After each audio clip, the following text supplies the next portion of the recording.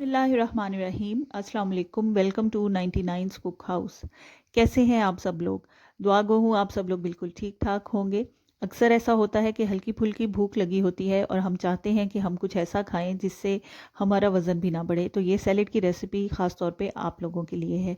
तो आज आपके साथ शेयर कर रही हूँ सैलेड की रेसिपी, जिसमें मैंने सलाद का पत्ता लिया है और उसमें 2 से 3 अदद सलाद के पत्ते मैंने बारीक चॉप कर लिए हैं और साथ में मैं इसके अंदर थोड़ी सी बंद गोभी शामिल कर रही हूँ। आपने इन तमाम चीज़ों को एक बाउल में शामिल करना है। बंद गोभी तकरीबन हाफ कप है, वो मैंने इसमें शामिल की है। एक छोटे साइज़ का मैंने टमाटर लिया था, उसको भी बारीक चॉप करके इसमें शामिल कर दिया है। एक एक छोटे साइज़ का मैंने प्याज लिया था, उसको भी बारीक चॉप करके मैंने इसमें शामिल कर दिया है। चीज़ों की क्वांटिटी आप अपनी मर्ज़ी से कम या ज़्यादा कर सकते हैं। यहाँ पे मैंने हाफ कप लिए हैं बॉईल किए हुए काले चने, वो इसके अंदर शामिल कर रही हूँ।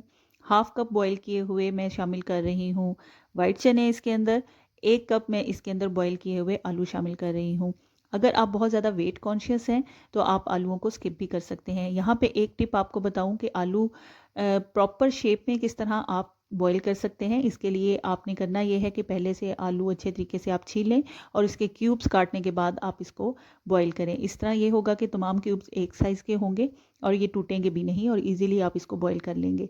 यहाँ पे तकरीबन 1.5 टीस्पून मैंने चाट मसाला शामिल किया है। उसके बाद मैंने इसमें शामिल किया है हाफ़ टी स्पून से थोड़ा कम नमक। यहाँ पे एक चीज़ आपको मेंशन कर दूँ कि चाट मसाला आप जो भी इस्तेमाल कर रहे हैं उसमें नमक की क्वांटिटी डिफरेंट होती है। जो चाट मसाला मैंने ऐड किया है तो उसमें नमक थोड़ा कम था, इसलिए मैंने नमक ऐड किया है। लेकिन अगर आपके चाट मसाले में नमक मुनासिब मिकदार में मौजूद है तो आप नमक ऐड नहीं करेंगे। इसके अलावा अगर आप इसको मज़ीद स्पाइसी बनाना चाहते हैं तो थोड़ा सा आप इसके अंदर शामिल कर सकते हैं ब्लैक पेपर। बहुत आसानी के साथ झटपट बन जाता है ये सैलेड और सभी बहुत शौक से खाते हैं। अब इसके अंदर आप शामिल करेंगे लेमन जूस।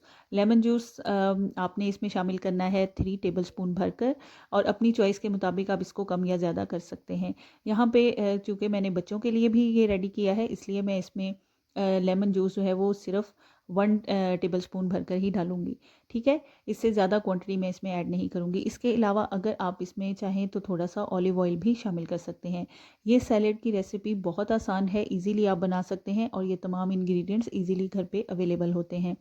आपने इस रेसिपी को ट्राई करके कमेंट सेक्शन में मुझे ज़रूर बताना है आपको ये रेसिपी कैसी लगी। चैनल को सब्सक्राइब करना आपने बिल्कुल नहीं भूलना और बेल आइकन के बटन को भी ज़रूर प्रेस कर देना है। अपना बहुत सा ख्याल रखें, मुझे दुआओं में याद रखें। नई रेसिपी के साथ फिर हाजिर होंगी, तब तक के लिए अल्लाह हाफिज़।